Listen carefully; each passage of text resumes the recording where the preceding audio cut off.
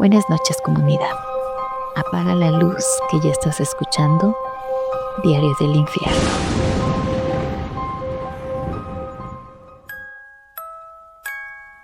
Comenzamos con nuestro primer relato.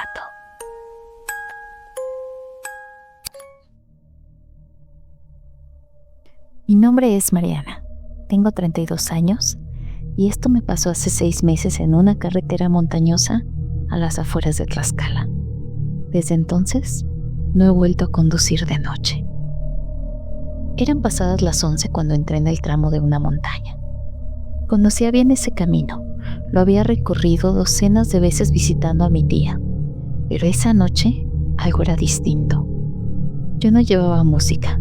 Solo era el zumbido constante del motor y el chasquido ocasional de algunas piedras contra el auto.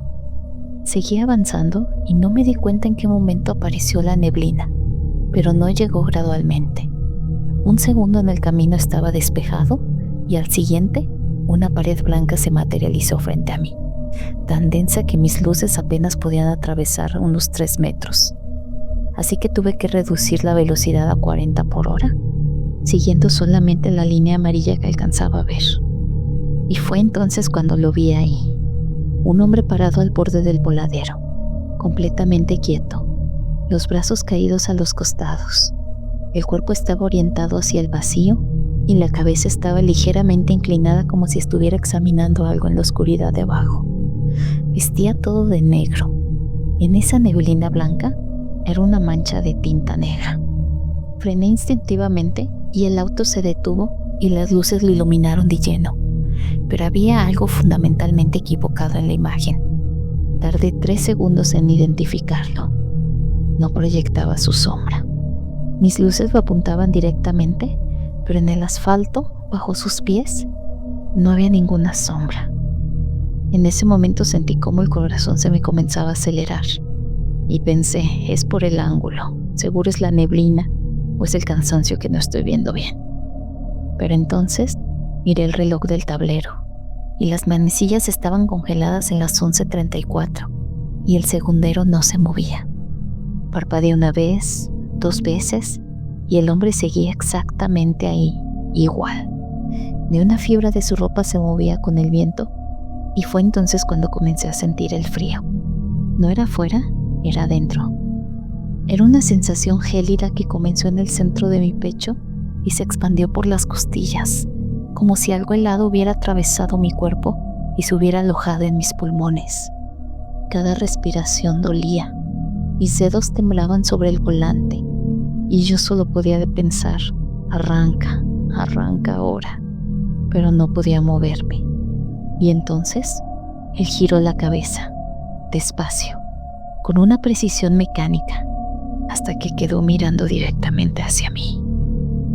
No pude ver su rostro, la distancia y la neblina me lo impedían, pero sentí su mirada como un peso físico.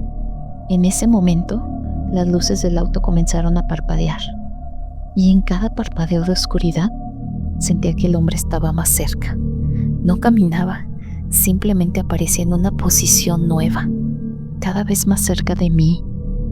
Entonces el tablero enloqueció. Las luces de advertencia se encendieron todas a la vez: aceite, frenos, motor, batería, luces que nunca habían fallado. Incluso la radio, que estaba apagada desde que salí de la casa, cobró vida con mucha estática.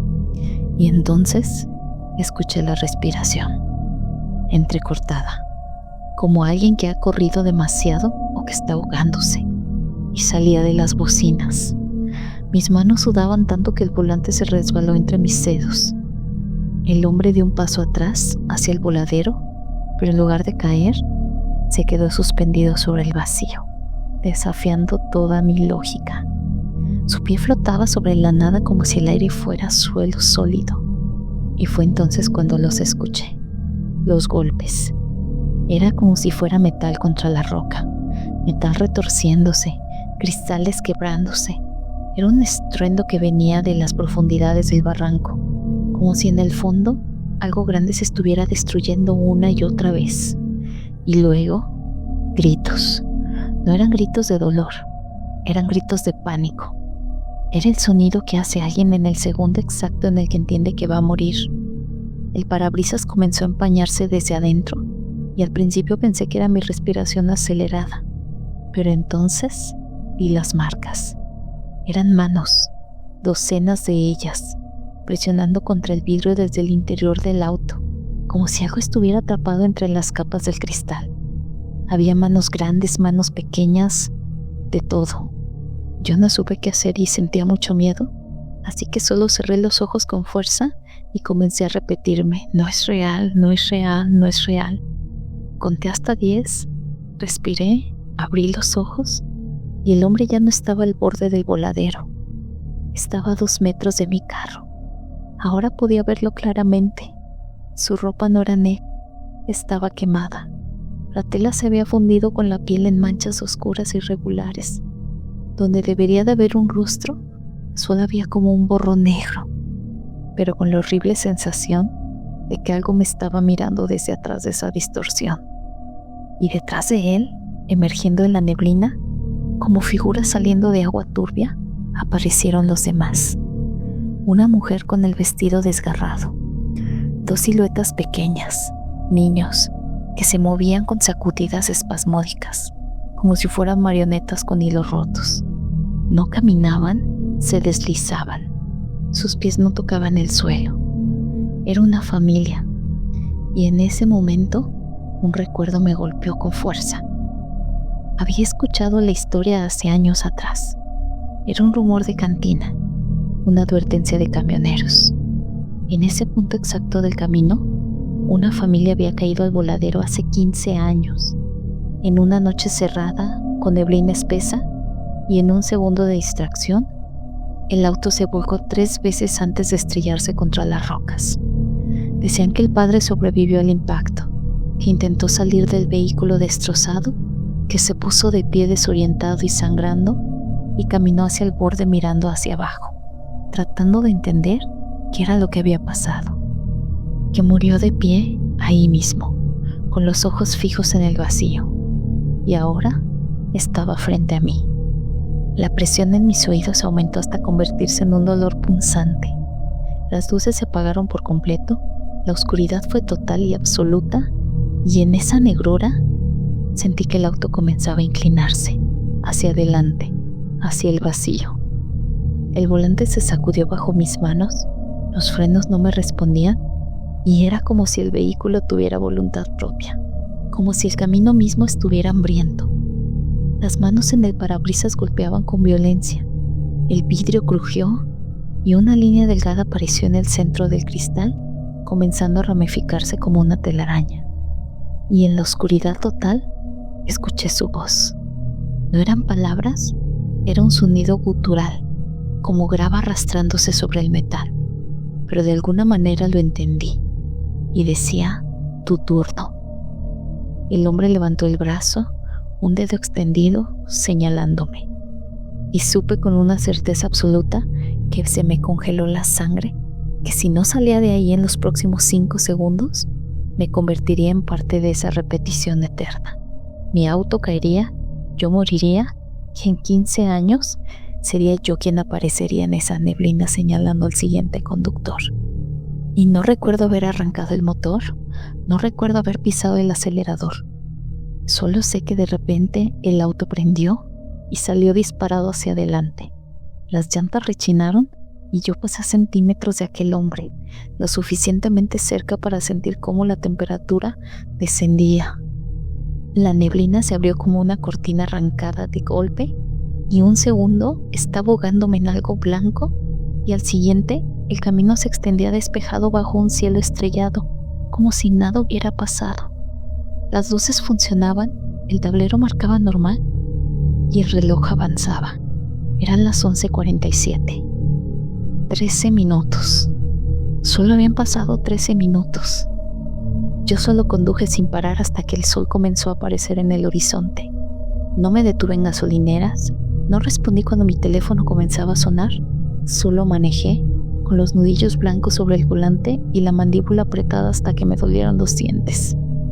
Cuando finalmente llegué a casa, eran las 6:23 de la mañana. Apagué el carro y entonces, en el silencio repentino, lo escuché. Una respiración, lenta y pesada, que venía del asiento trasero. Mi cuerpo se congeló, cada músculo se tensó, y en el espejo retrovisor estaba justo frente a mí, pero no me atreví a mirarlo. No me atreví a confirmar lo que ya sabía. Solo me repetía: no mires, no mires, no mires. Pero mi mirada se deslizó hacia arriba, como atraída por un imán, y el asiento trasero estaba vacío.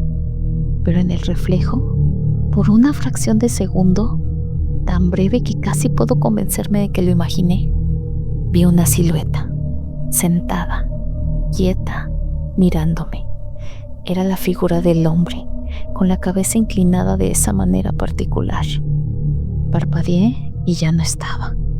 No volví a subirme al carro hasta 3 días después, cuando finalmente reuní el valor para llevarlo a revisar.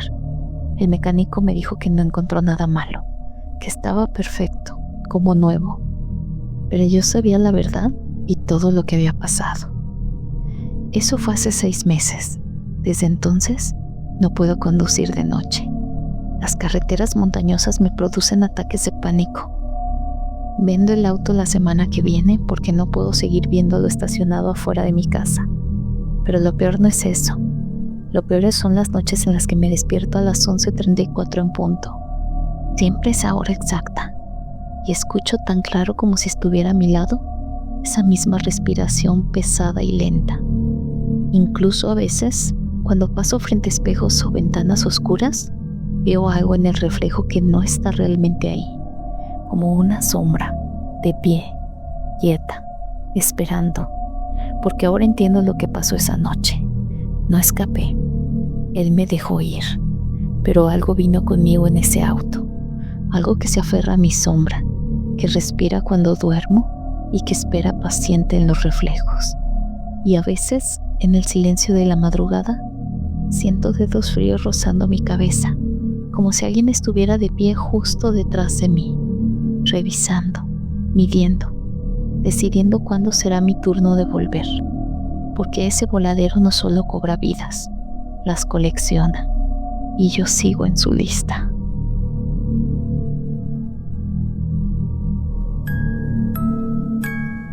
Continuamos con la siguiente historia.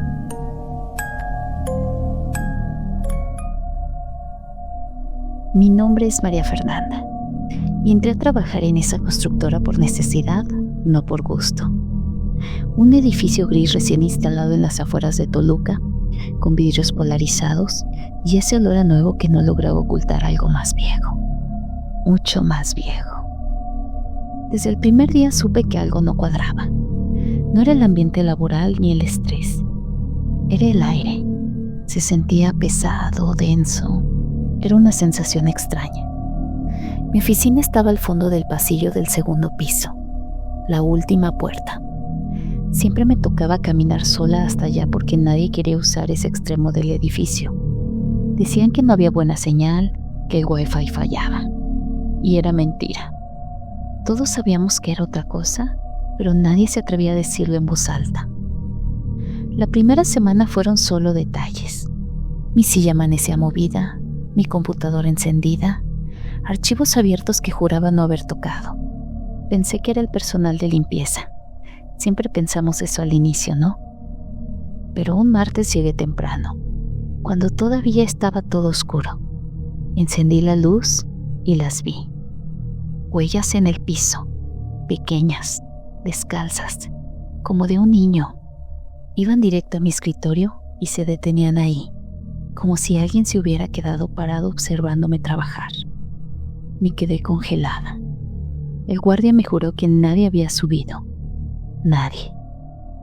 Trabajé ese día temblando, con la sensación constante de que algo respiraba debajo de mi escritorio. Y por la tarde lo escuché, muy bajito, como un susurro tímido. María. Volteé y el pasillo estaba vacío. Solo luces parpadeando y ese silencio que parecía vibrar. Se lo conté a Laura, una compañera. Se puso pálida y me llevó aparte, casi en secreto. Me dijo que el edificio estaba construido sobre un antiguo cementerio, un panteón pequeño de esos viejos donde enterraban a niños durante las epidemias, donde las familias pobres no podían pagar ataúdes, y que cuando empezaron la obra, sacaron restos, huesos, cráneos pequeños, y los trabajadores escuchaban risas, que incluso uno renunció llorando porque algo lo empujó desde un andamio. La empresa lo negó todo y volvió a enterrarlo, literalmente. Yo me reí nerviosa, dije que eran puros cuentos, pero esa noche soñé con él. Un niño parado frente a mí, descalzo, con la cara llena de tierra. Me miraba sin parpadear. Quería hablar, pero no tenía boca. Solo un agujero negro de donde salía un lamento, como un gemido atrapado en su garganta. Desperté sudando con la certeza absoluta de que alguien me había estado observando dormir. Los días siguientes se empeoraron. Las luces se apagaban solas. El teléfono sonaba y cuando contestaba solo había estática y un llanto lejano. Una vez, al cerrar la oficina, sentí que alguien me jaló del saco, como un niño pidiendo ayuda. Me giré y nada. Solo estaba el pasillo y ese silencio que me parecía mirar de vuelta. Empecé a llegar tarde, a irme temprano, a inventar excusas, pero no podía renunciar. Necesitaba el trabajo. Un viernes me quedé sola hasta tarde, terminando reportes. La noche estaba demasiado quieta y de pronto escuché pasos, pequeños y rápidos, corriendo por el pasillo. Pero no pesaban, sonaban huecos, como si no tocaran el suelo. Se detuvieron frente a mi puerta y la perilla se movió despacio, como si alguien dudara antes de entrar. Me quedé inmóvil, conteniendo la respiración, pero nadie entró. Cuando me armé de valor y abrí la puerta, el pasillo estaba vacío. En el suelo había un dibujo hecho con polvo. Era un monito de palitos sin ojos, con una X en el pecho. Y ese día entendí que no estaba sola y que algo me había elegido. Empecé a investigar discretamente. Los más viejos del lugar sabían cosas pero no querían hablar. Uno de los vigilantes, don Chucho, finalmente cedió. Me contó que hace muchas décadas hubo un brote de viruela y muchos niños murieron y los enterraron rápido, sin nombres, sin cruces. Que algunos padres hicieron rituales de brujería, promesas para que sus hijos regresaran, pero que no se fueron solos. Esas almas nunca se fueron, me dijo con los ojos brillosos. Se quedaron atrapadas, confundidas, enojadas. Y esa noche al llegar a casa, olí tierra mojada dentro de mi departamento y no tenía sentido. El espejo del baño tenía huellas de manos pequeñas marcadas como si alguien se hubiera apoyado desde adentro del vidrio. Yo dormí con la luz prendida, pero igual soñé con él. El niño me jalaba de la mano, me llevaba por un pasillo lleno de tumbas abiertas y desperté con marcas rojas en la muñeca, como dedos apretándome. En la oficina empezaron los ataques a otros. Una compañera se desmayó al ver a un niño parado junto a la copiadora. Otra escuchó risas dentro del baño. A una mujer algo le jaló el cabello. Ya nadie dudaba, pero la empresa seguía callando. Y un martes todo explotó. Literalmente. Las luces reventaron lloviendo vidrios. Alarmas sonando solas. El elevador subía y bajaba sin parar. Yo estaba atrapada en mi oficina. La puerta no abría y el aire se volvió tan helado que mi aliento salía en vapor. Escuché respiración justo detrás de mí. No me atreví a voltear, pero lo sentía pegado, muy cerquita. Mi computadora se encendió sola mostrando un archivo, un video. Era un niño llorando, sentado sobre tierra, mirando directo a la cámara. Abrió la boca y gritó. Fue un grito tan fuerte que me sangraron los oídos. La silla se movió sola, algo me empujó y caí al suelo y vi sus pies descalzos, llenos de lodo, parados frente a mí. No quise levantar la mirada, solo recé como nunca en mi vida. Sentí sus manos tocándome el cabello, Su voz estaba dentro de mi cabeza diciéndome que tenía frío, que estaba solo, que nadie lo escuchaba, que yo sí podía verlo, que yo le debía algo. Y de pronto, todo se detuvo. Fue un silencio total y la puerta se abrió sola. Salí corriendo y bajé las escaleras gritando y llorando. Esa noche cerraron el edificio temporalmente. Yo renuncié. Creí que todo terminaría cuando dejara ese trabajo, pero me equivoqué. Empezaron a aparecer juguetes en mi sala. Yo no tengo hijos. Y aparecían carritos, muñecos rotos.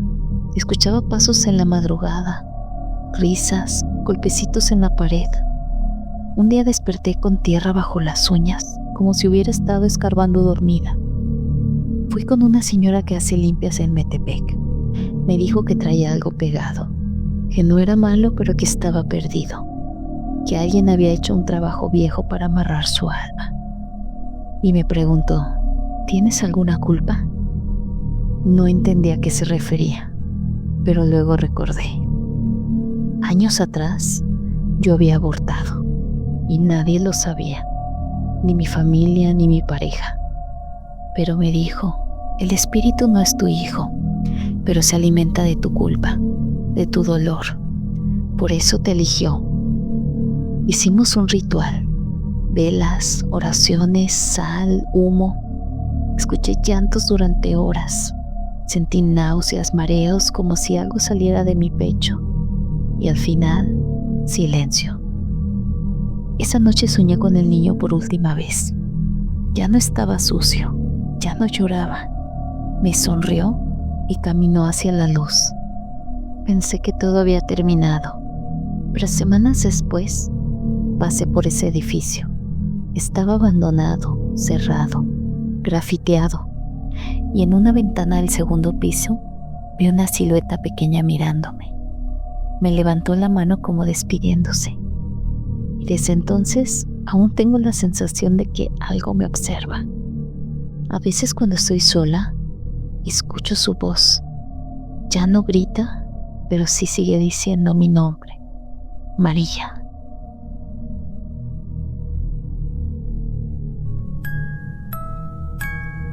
Cerramos con el siguiente testimonio. Me llamo Efraín.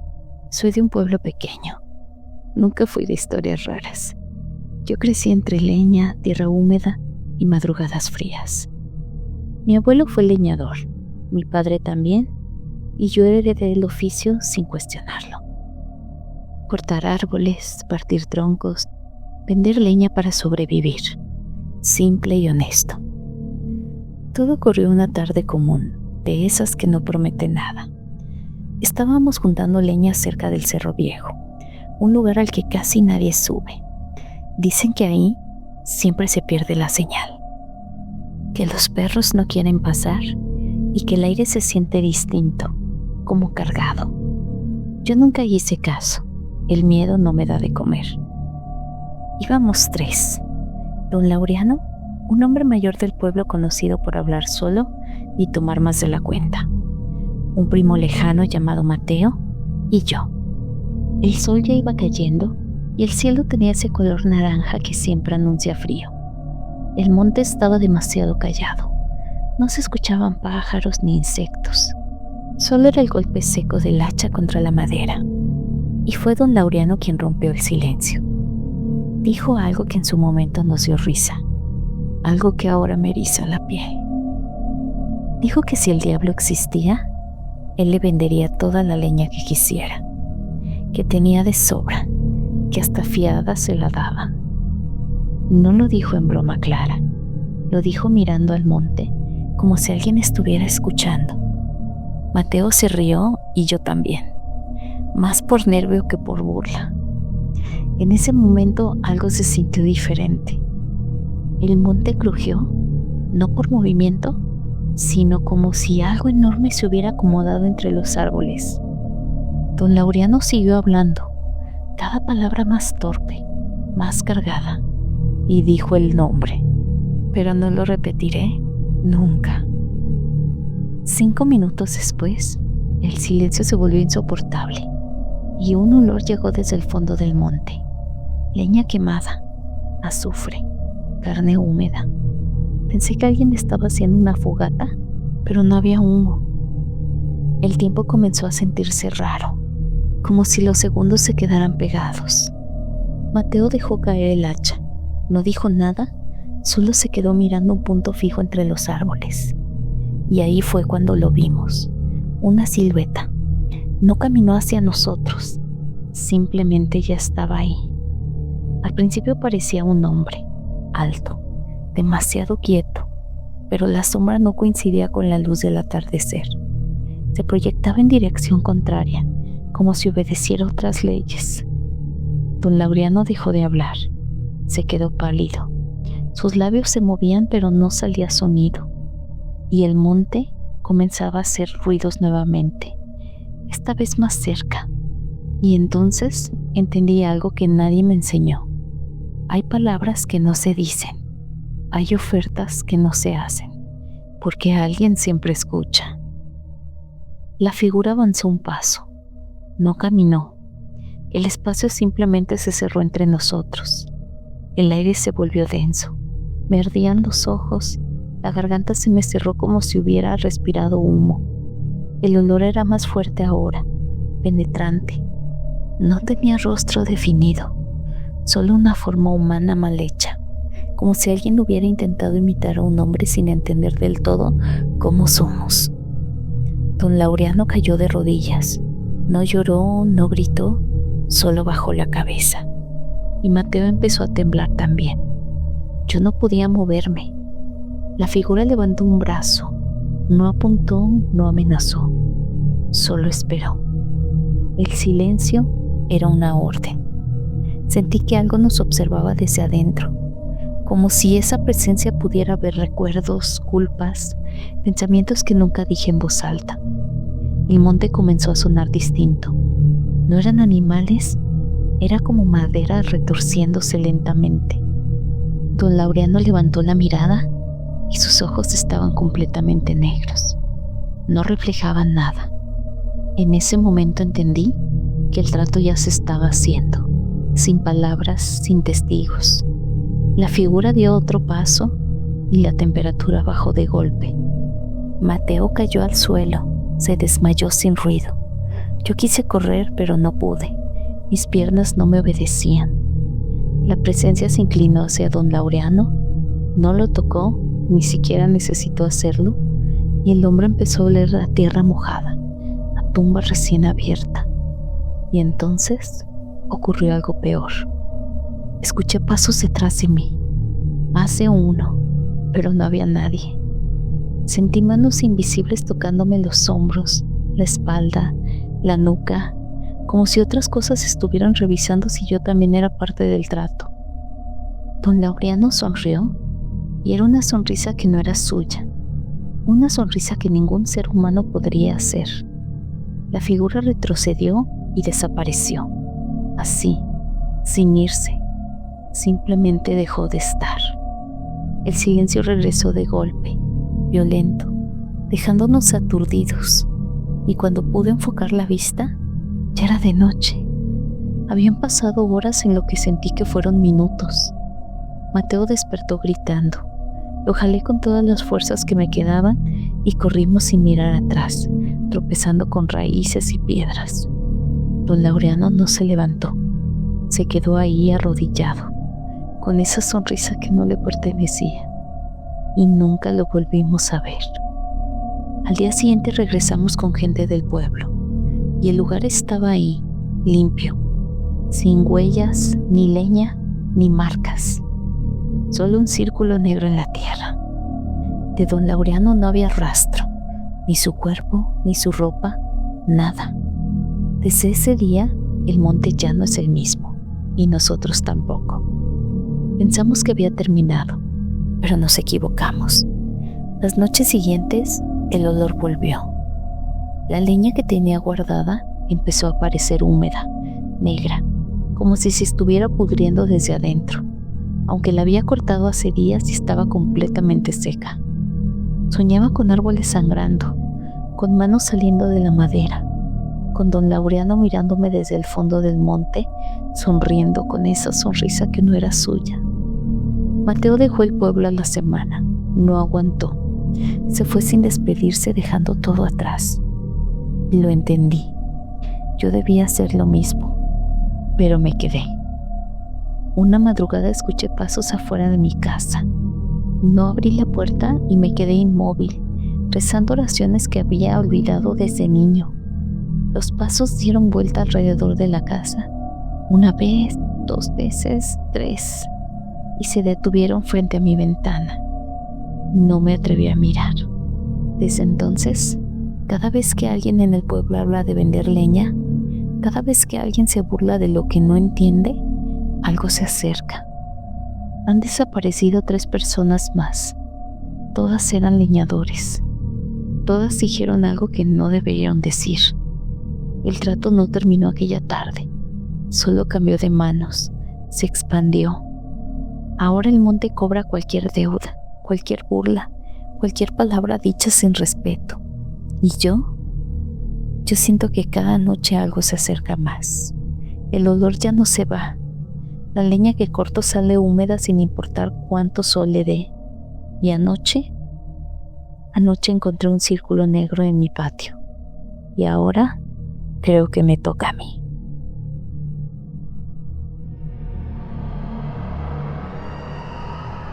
Si llegaste hasta aquí, ya formas parte de algo más.